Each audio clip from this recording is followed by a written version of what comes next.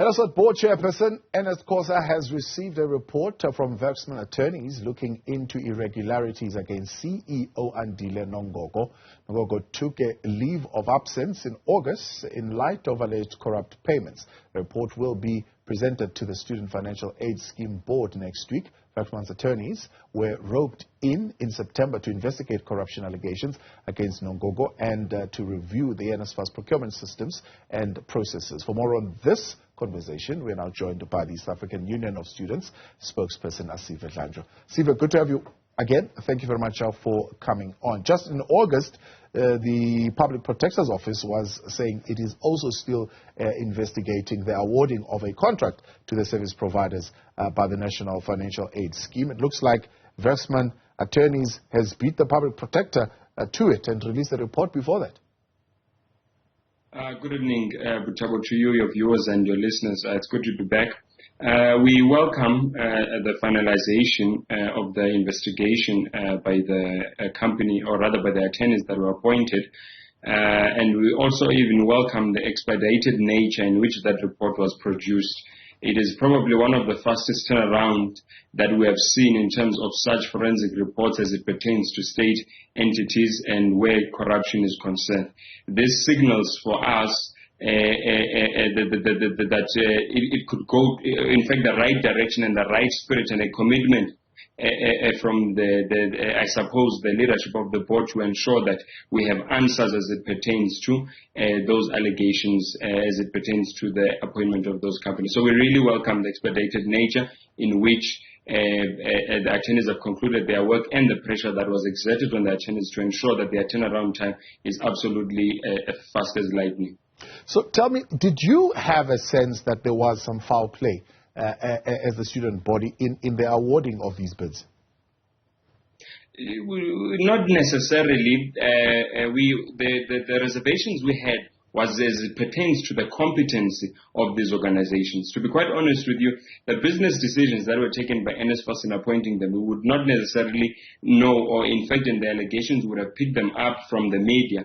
The only reservations which we had was what we deemed to be incompetency as it pertains to some of those service providers. So, and it would be unfortunate that tandem to our observations and assessments of incompetency, there would be allegations that would be leveled as it pertains to their appointment. So, however, we do not know and we can't speculate, and this is why we have also asked that an investigation be done.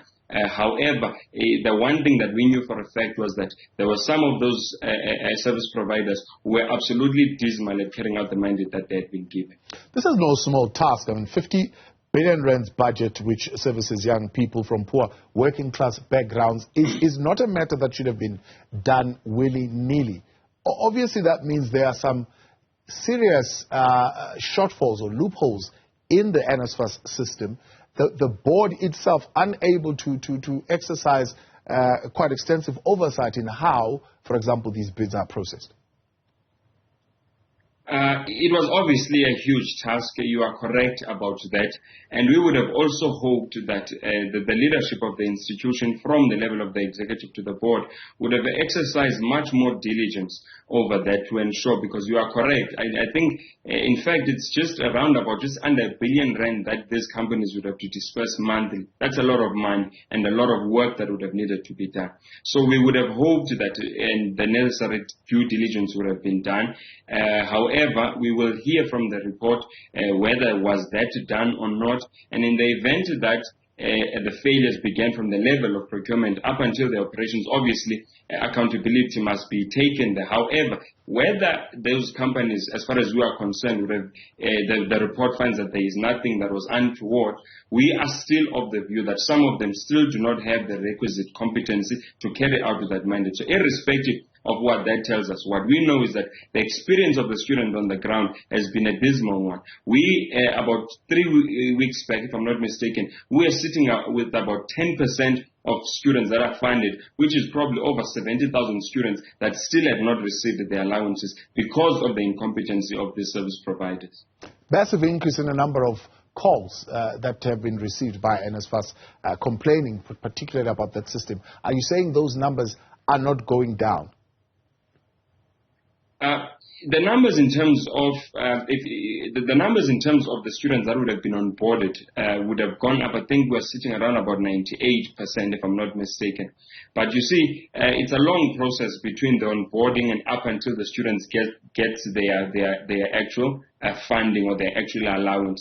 As far as we are concerned, we still believe that there are still a few thousands of students who still would not have been able to, who still would not have received their allowances. We have not received updated numbers. The last numbers that we were given was that about 10% of students were still did not have access to their monies for various reasons across various institutions.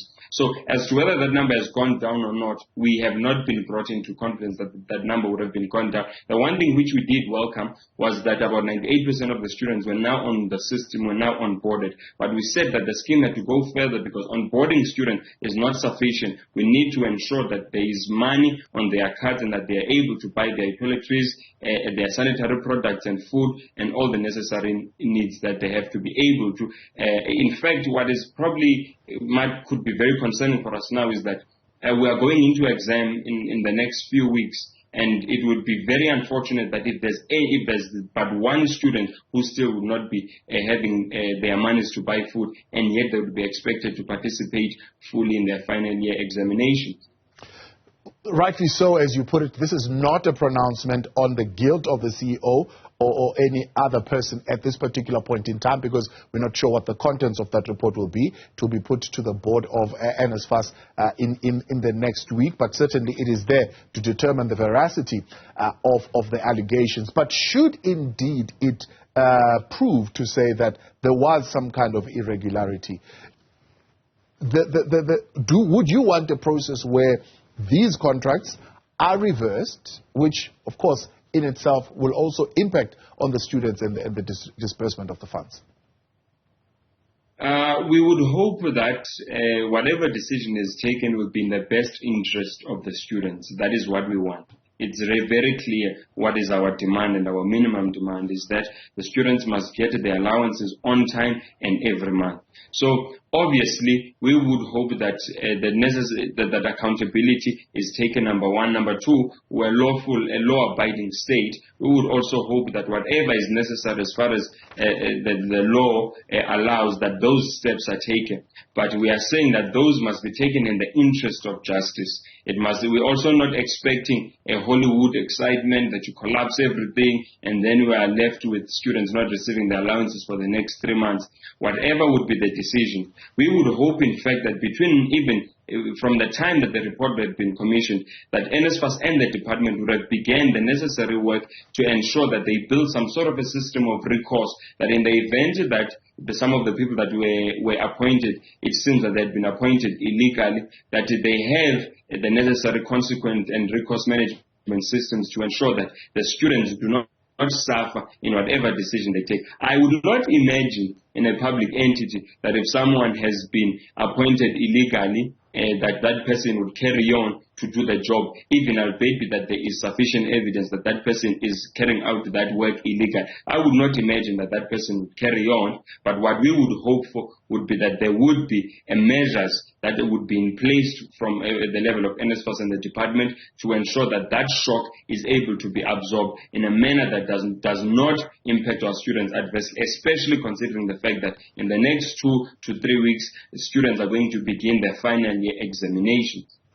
Asive, Dlanjwa, appreciate your time. Thanks so much for coming on. Of course, a statement from NSFAS saying at this point they will not be responding to media queries or requests for interviews until such a time. Suppose the report has been brought to the board and studied quite extensively.